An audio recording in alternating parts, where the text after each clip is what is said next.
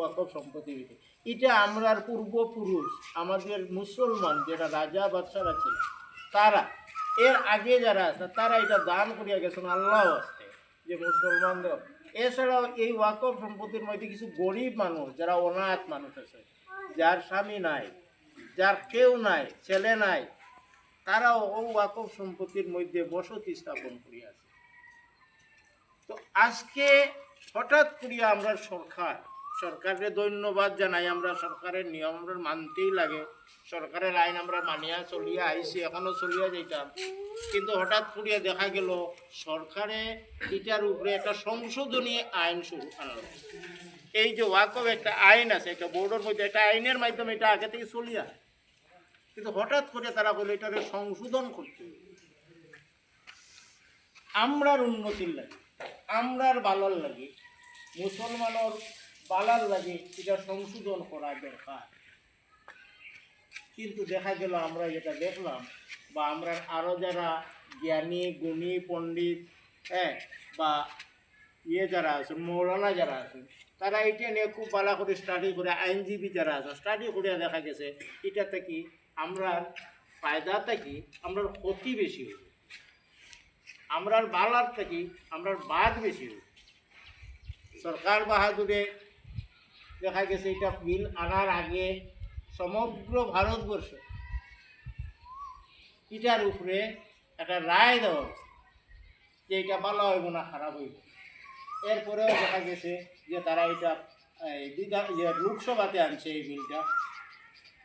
লোকসভাতে এটা যে খালি মুসলমানে প্রতিবাদ করে এটা না, মুসলমান 32 থেকে 33 জন এমপি আছে, কিন্তু এই সংশোধনী বিল 232 জনে এটার বিরুদ্ধাচরণ করছে।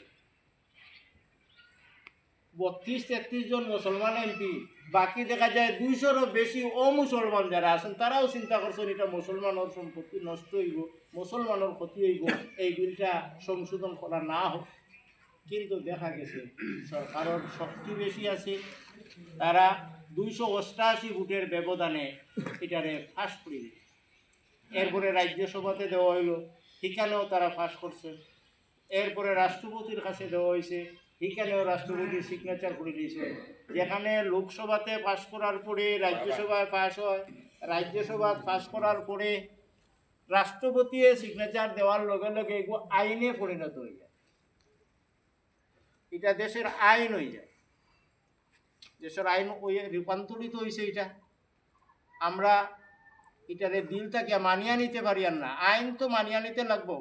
আমরা এই দেশের নাগরিক, এই দেশে জন্ম নিছি, এই দেশে মরার পরেও আমরা থাকবো, এই মাটিতে আমরা থাকব। গতিকে দেশের আইন আমরা মানিয়া চলতে লাগবো। দেশের আইন তো আমরা অমান্য করতে পারতাম না। দেশের আইন মানিয়া চলা ফরজ মুসলমানের লাগে। একজন ইসলাম ধর্মী মানুষের ফরজ, যে অন্যান্য ফরজ যেগুলো আছে, সেই আইন, দেশের আইন মানিয়া নেওয়া ফরজ, আমরাও মানিয়া নিতাম। কিন্তু আমরা মাননীয় সরকার বাহাদুর তার কাছে আমরা এই কালো ভেষ ধারণ করিয়া রিকোয়েস্ট করিয়া, আমরা তো শক্তি নাই, আমরা দুর্বল, দুর্বলের সবলের সঙ্গে পারে না, তাই আমরা দুর্বল। আপনার কাছে রিকোয়েস্ট করি আর মহামান্য সরকার বাহাদুর, আপনারা একটাবার বিবেচনা করুন, এই আইনটা আমরা ভালো হইব না খারাপ হইব। যদি এটা আমরা খারাপ হইয়া থাকে তাইলে এই আইনটা যাতে উগ্র করা হয়। যেমন কৃষি বিল এইভাবে সরকার ভালো চিন্তা করে পাস করছিল, কিন্তু পরে দেখা গেছে এটার বিরুদ্ধে এটা ক্ষতি বেশি হয়ে যায়, যার কারণে আন্দোলনের মাধ্যমে সরকারেও বুঝতে পারছে এটা উগ্র করছে। তো আমরা তো এমন শক্তিশালী না, আমরা এমন আন্দোলনও করতে পারতাম